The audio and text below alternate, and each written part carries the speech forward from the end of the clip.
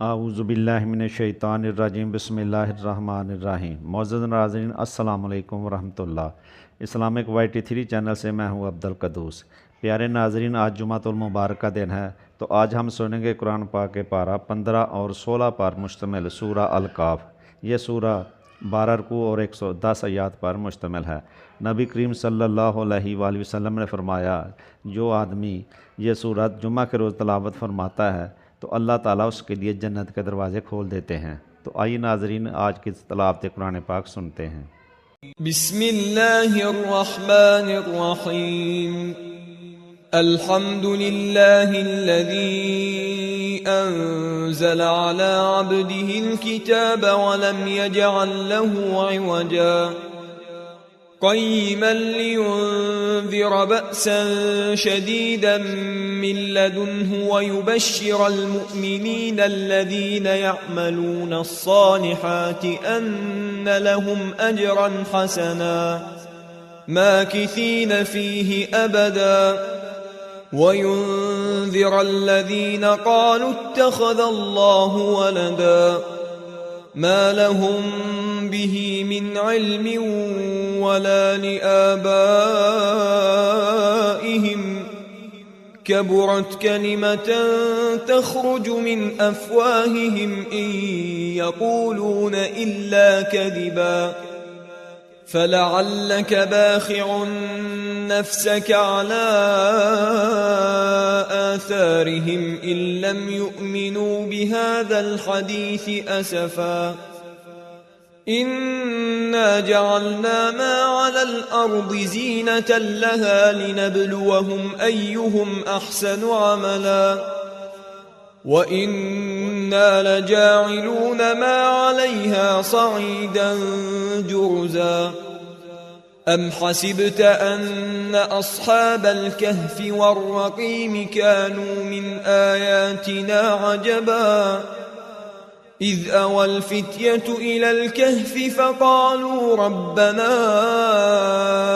آتنا من لدنك رحمة وهيئ لنا من أمرنا رشدا فضربنا على آذانهم في الكهف سنين عددا ثم بعثناهم لنعلم أي الحزبين أحصى لما لبثوا أمدا نحن نقص عليك نبأهم بالحق إنهم فتية آمنوا بربهم وزدناهم هدى وربطنا على قلوبهم إذ قاموا فقالوا ربنا رب السماوات والأرض لن ندعو من دونه إلها لقد قلنا إذا شططا هؤلاء قومنا اتخذوا من دونه آلهة لولا يأتون عليهم بسلطان بين فمن أظلم ممن افترى على الله كذبا وإذ اعتزلتموهم وما يعبدون إلا الله فأووا إلى الكهف ينشر لكم ربكم من رحمته ويهيئ لكم من أمركم مرفقا وترى الشمس إذا طلعت تزاور عن كهفهم ذات اليمين وإذا غربت تقرضهم ذات الشمال وهم في فجوة منه ذلك من آيات الله من يهد الله فهو المهتد ومن يضلل فلن تجد له وليا مرشدا وتحسبهم أيقاظا وهم رقود ونقلبهم ذات اليمين وذات الشمال وكلبهم باسط ذراعيه بالوصيد لو اطلعت عليهم لوليت منهم فرارا ولملئت منهم رعبا وكذلك بعثناهم ليتساءلوا بينهم قال قائل منهم كم لبثتم قالوا لبثنا يوما أو بعض يوم قالوا ربكم أعلم بما لبثتم فابعثوا أحدكم بورقكم هذه إلى المدينة فلينظر أيها أزكى طعاما فليأتكم برزق منه وليتلطف ولا يشعرن بكم أحدا إنهم إن يظهروا عليكم يرجموكم أو يعيدوكم في ملتهم ولن تفلحوا إذا أبدا وكذلك أعثرنا عليهم ليعلموا أن وعد الله حق وأن الساعة لا ريب فيها إذ يتنازعون بينهم أمرهم فقالوا ابنوا عليهم بنيانا ربهم أعلم بهم قال الذين غلبوا على أمرهم لنتخذن عليهم مسجدا سيقولون ثلاثة رابعهم كلبهم ويقولون خمسة سادسهم كلبهم رجما بالغيب ويقولون سبعة وثامنهم كلبهم قل ربي أعلم بعدتهم ما يعلمهم إلا قليل فلا تمار فيهم إلا مراء ظاهرا ولا تستفت فيهم منهم أحدا ولا تقولن لشيء إني فاعل ذلك غدا إلا أن يشاء الله واذكر ربك إذا نسيت وقل عسى أن يهديني ربي لأقرب من هذا رشدا ولبثوا في كهفهم 300 سنين وازدادوا 9 قل الله أعلم بما لبثوا له غيب السماوات والأرض أبصر به وأسمع ما لهم من دونه من ولي ولا يشرك في حكمه أحدا واتل ما أوحي إليك من كتاب ربك لا مبدل لكلماته ولن تجد من دونه ملتحدا واصبر نفسك مع الذين يدعون ربهم بالغداة والعشي يريدون وجهه ولا تعد عيناك عنهم تريد زينة الحياة الدنيا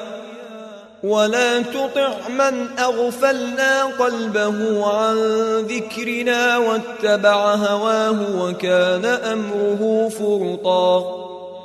وقل الحق من ربكم فمن شاء فليؤمن ومن شاء فليكفر إنا أعتدنا للظالمين نارا أحاط بهم سرادقها وإن يستغيثوا يغاثوا بماء كالمهل يشوي الوجوه بئس الشراب وساءت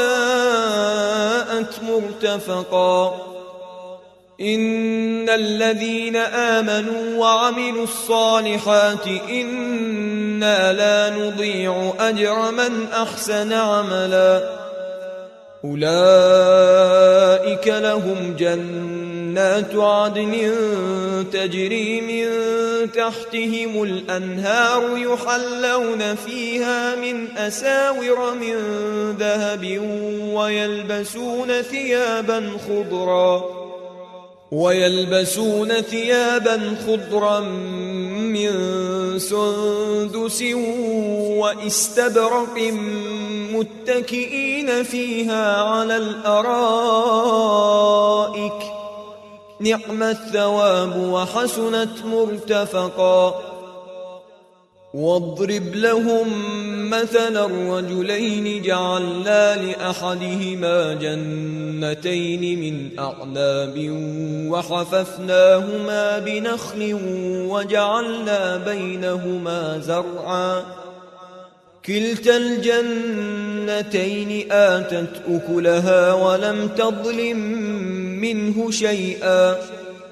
وفجرنا خلالهما نهرا وكان له ثمر فقال لصاحبه وهو يحاوره أنا أكثر منك مالا وأعز نفرا ودخل جنته وهو ظالم لنفسه قال ما أظن أن تبيد هذه أبدا وما أظن الساعة قائمة ولئن رددت إلى ربي لأجدن خيرا منها منقلبا قال له صاحبه وهو يحاوره أكفرت بالذي خلقك من تراب ثم من نطفة ثم سواك رجلا لكن هو الله ربي ولا أشرك بربي أحدا ولولا إذ دخلت جنتك قلت ما شاء الله لا قوة إلا بالله إن ترني أنا أقل منك مالا وولدا فعسى ربي أن يؤتيني خيرا من جنتك ويرسل عليها حسبانا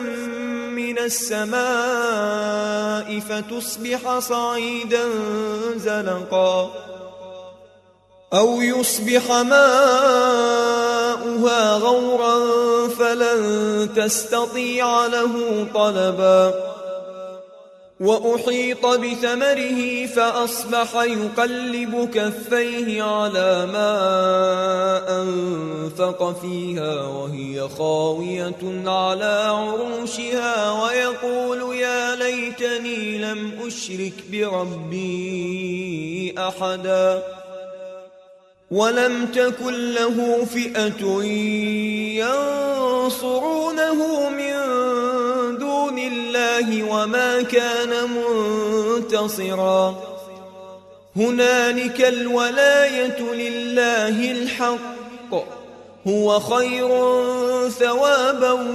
وخير عقبا واضرب لهم مثل الحياة الدنيا كماء أنزلناه من السماء فاختلط به نبات الأرض فأصبح هشيما تذروه الرياح وكان الله على كل شيء مقتدرا المال والبنون زينة الحياة الدنيا والباقيات الصالحات خير عند ربك ثوابا وخير أملا ويوم نسير الجبال وترى الأرض بارزة وحشرناهم فلم نغادر منهم أحدا وعرضوا على ربك صفا لقد جئتمونا كما خلقناكم أول مرة بل زعمتم أن لن نجعل لكم موعدا ووضع الكتاب فترى المجرمين مشفقين مما فيه ويقولون يا ويلتنا ما لهذا الكتاب لا يغادر صغيرة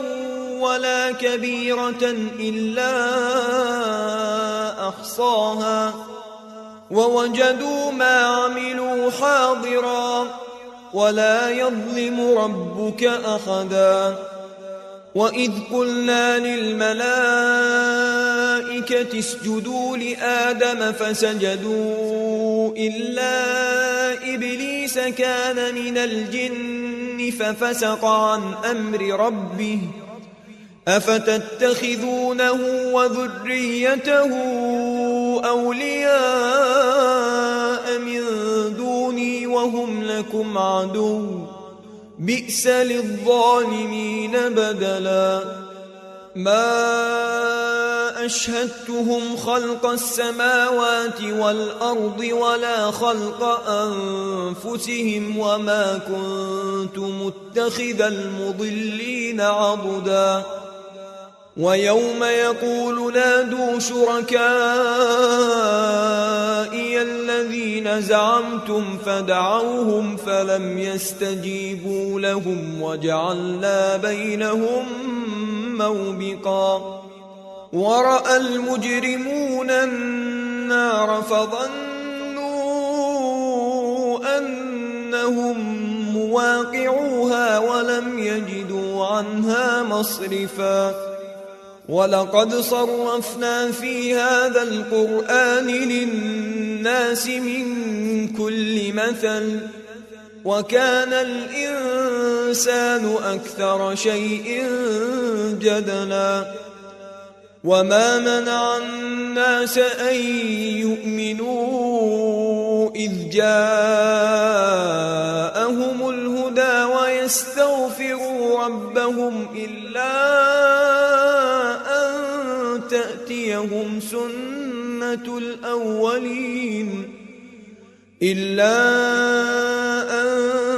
تأتيهم سنة الأولين أو يأتيهم العذاب قبلا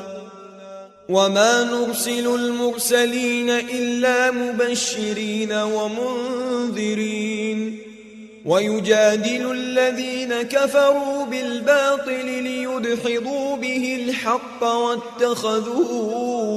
آياتي وما أنذروا هزوا ومن أظلم ممن ذكر بآيات ربه فأعرض عنها ونسي ما قدمت يداه إنا جعلنا على قلوبهم أكنة أن يفقهوه وفي آذانهم وقرا وإن تدعهم إلى الهدى فلن يهتدوا إذن أبدا وربك الغفور ذو الرحمة لو يؤاخذهم بما كسبوا لعجل لهم العذاب بل لهم موعد لن يجدوا من دونه موئلا وتلك القرى أهلكناهم لما ظلموا وجعلنا لمهلكهم موعدا وإذ قال موسى لفتاه لا أبرح حتى أبلغ مجمع البحرين أو أمضي حقبا فلما بلغا مجمع بينهما نسيا حوتهما فاتخذ سبيله في البحر سربا فلما جاوزا قال لفتاه آتنا غداءنا لقد لقينا من سفرنا هذا نصبا قال أرأيت إذ أوينا إلى الصخرة فإني نسيت الحوت وما أنسانيه إلا الشيطان أن أذكره واتخذ سبيله في البحر عجبا قال ذلك ما كنا نبغي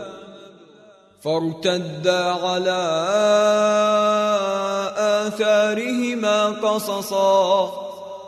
فوجدا عبدا من عبادنا آتيناه رحمة من عندنا وعلمناه من لدنا علما قال له موسى هل أتبعك على أن تعلمني مما علمت رشدا قال إنك لن تستطيع معي صبرا وكيف تصبر على ما لم تحط به خبرا قال ستجدني إن شاء الله صابرا ولا أعصي لك أمرا قال فإن اتبعتني فلا تسألني عن شيء حتى أحدث لك منه ذكرا فانطلقا حتى إذا ركبا في السفينة خرقها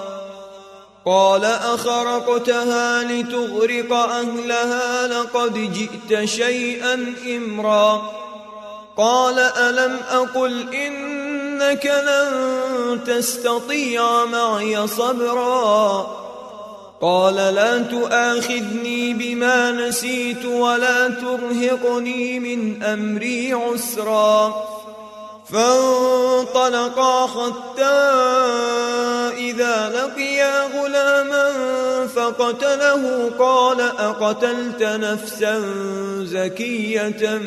بغير نفس لقد جئت شيئا نكرا قال ألم أقل لك إنك لن تستطيع معي صبرا قال إن سألتك عن شيء بعدها فلا تصاحبني قد بلغت من لدني عذرا فانطلقا حتى إذا أتيا أهل قرية استطعما أهلها فأبوا أن يضيفوهما فوجدا فيها جدارا يريد أن ينقض فأقامه قال لو شئت لاتخذت عليه أجرا قال هذا فراق بيني وبينك سأنبئك بتأويل ما لم تستطع عليه صبرا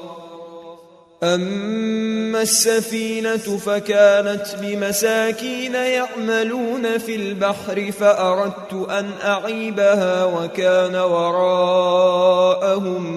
ملك يأخذ كل سفينة غصبا وأما الغلام فكان أبواه مؤمنين فخشينا أن يرهقهما طغيانا وكفرا فأردنا أن يبدلهما ربهما خيرا منه زكاة وأقرب رحما وأما الجدار فكان لغلامين يتيمين في المدينة وكان تحته كنز لهما وكان أبوهما صالحا فأراد ربك أن يبلغا فأراد ربك أن يبلغا أشدهما ويستخرجا كنزهما رحمة من ربك وما فعلته عن أمري ذلك تأويل ما لم تسطع عليه صبرا ويسألونك عن ذي القرنين قل سأتلو عليكم منه ذكرا إنا مكنا له في الأرض وآتيناه من كل شيء سببا فأتبع سببا حتى إذا بلغ مغرب الشمس وجدها تغرب في عين حمئة ووجد عندها قوما قلنا يا ذا القرنين إما أن تعذب وإما أن تتخذ فيهم حسنا قال أما من ظلم فسوف نعذبه ثم يرد إلى ربه فيعذبه عذابا نكرا وأما من آمن وعمل صالحا فله جزاء الحسنى وسنقول له من أمرنا يسرا ثم أتبع سببا حتى إذا بلغ مطلع الشمس وجدها تطلع على قوم لم نجعل لهم من دونها سترا كذلك وقد أحطنا بما لديه خبرا ثم أتبع سببا حتى إذا بلغ بين السدين وجد من دونهما قوما لا يكادون يفقهون قولا قالوا يا ذا القرنين إن يأجوج ومأجوج مفسدون في الأرض فهل نجعل لك خرجا على أن تجعل بيننا وبينهم سدا قال ما مكني فيه ربي خير فأعينوني بقوة أجعل بينكم وبينهم ردما آتوني زبر الحديد حتى إذا ساوى بين الصدفين قال انفخوا حتى إذا جعله نارا قال آتوني أفرغ عليه قطرا فما استطاعوا أن يظهروه وما استطاعوا له نقبا قال هذا رحمة من ربي فإذا جاء وعد ربي جعله دكا وكان وعد ربي حقا وتركنا بعضهم يومئذ يموج في بعض ونفخ في الصور فجمعناهم جمعا وعرضنا جهنم يومئذ للكافرين عرضا الذين كانت أعينهم في غطاء عن ذكري وكانوا لا يستطيعون سمعا أفحسب الذين كفروا أن يتخذوا عبادي من دوني أولياء إنا أعتدنا جهنم للكافرين نزلا قل هل ننبئكم بالأخسرين أعمالا الذين ضل سعيهم في الحياة الدنيا وهم يحسبون أنهم يحسنون صنعا أولئك الذين كفروا بآيات ربهم ولقائه فحبطت أعمالهم فلا نقيم لهم يوم القيامة وزنا ذلك جزاؤهم جهنم بما كفروا واتخذوا آياتي ورسلي هزوا إن الذين آمنوا وعملوا الصالحات كانت لهم جنات الفردوس نزلا خالدين فيها لا يبغون عنها حولا قل لو كان البحر مدادا لكلمات ربي لنفد البحر قبل أن تنفد كلمات ربي ولو جئنا بمثله مددا قل إنما أنا بشر مثلكم يوحى إلي أنما إلهكم إله واحد فمن كان يرجو لقاء ربه فليعمل عملا صالحا ولا يشرك بعبادة ربه أحدا.